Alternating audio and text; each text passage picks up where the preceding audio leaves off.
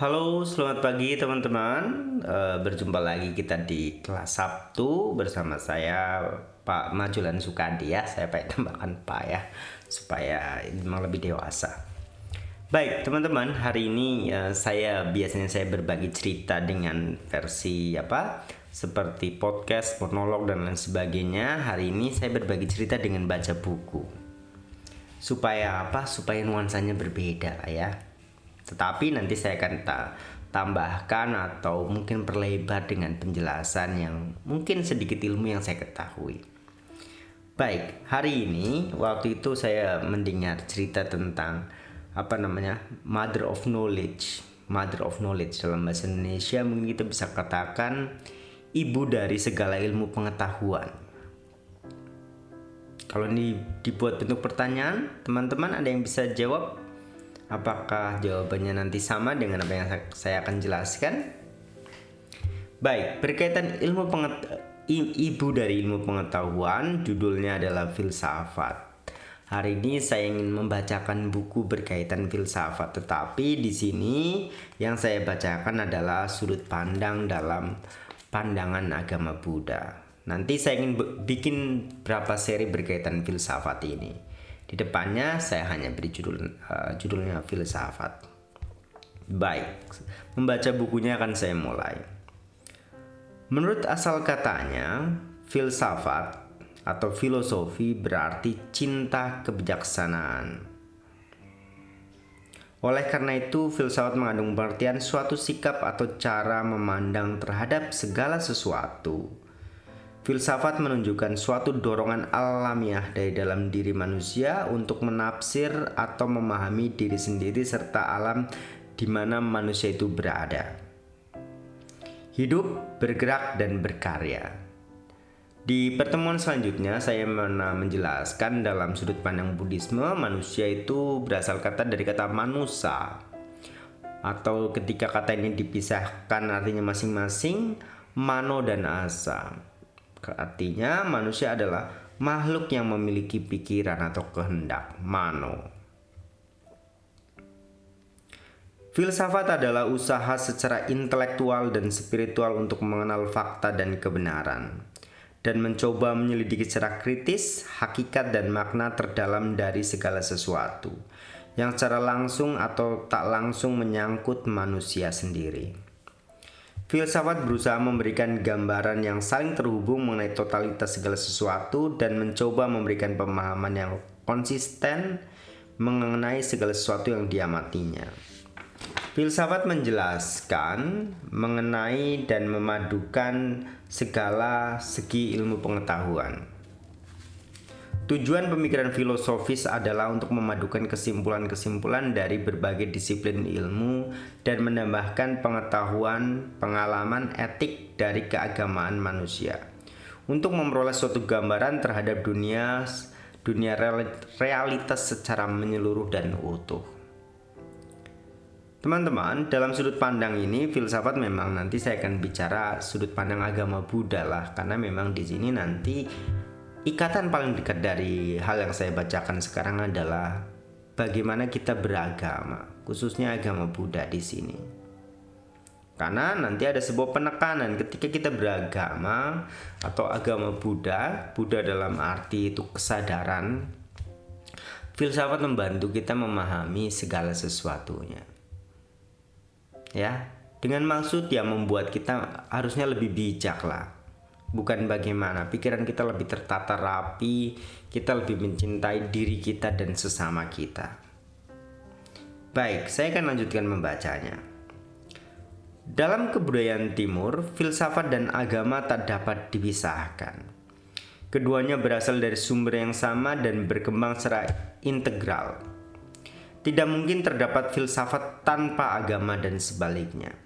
Karena segala sesuatu dibicarakan dalam filsafat, khususnya dalam Buddha Dhamma, merupakan pengalaman spiritual yang telah mencapai penerangan Samyak Sambodhi atau penerangan sempurna. Teman-teman, dalam sudut pandang keseharian, filsafat sebenarnya tentang, ya ini dalam interpretasi saya ya, kita itu bisa merasa Ya menikmati setiap momen yang kita lewati itu.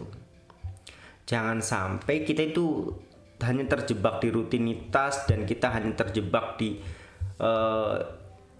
adu kecepatan, mana yang lebih cepat, mana yang lebih lambat, dan kita tidak pernah mengerti nikmatnya sesuatu. Baik, dalam sudut pandang positif saya ingin maknai sebagai filsafat tetap sebagai tadi saya katakan di awal, ibu dari segala ilmu pengetahuan yang kita pelajari hari ini. Oke, semoga berbahagia. Saya akan lanjutkan kembali. Dalam bahasa Pali terdapat istilah panya yang sekalipun tidak tepat sama istilahnya dengan filsafat sebagai arti dari cinta kebijaksanaan yang dapat diartikan kebijaksanaan itu sendiri. Apabila filsafat mencoba mencapai kebijakan melalui disiplin berpikir menurut hukum-hukum rasional saja, sedangkan panya atau kebijaksanaan yang dihasilkan dari samadhi, meditasi, pengendalian batin melalui konsentrasi dan kontemplasi, yang syarat mutlaknya perlu didukung oleh sila, tata susila. Dengan kata lain, panya adalah pemahaman akan hukum-hukum kebenaran dan kenyataan. Seperti dikatakan dalam Buddhaghosa dalam kitab Visuddhimagga, Jalan Kebijaksanaan, panya bersifat menembus hakikat kenyataan, dhamma, dan langsung dihasilkan dari samadhi. Barang siapa bersamadhi, ia akan mengetahui hakikat kenyataan.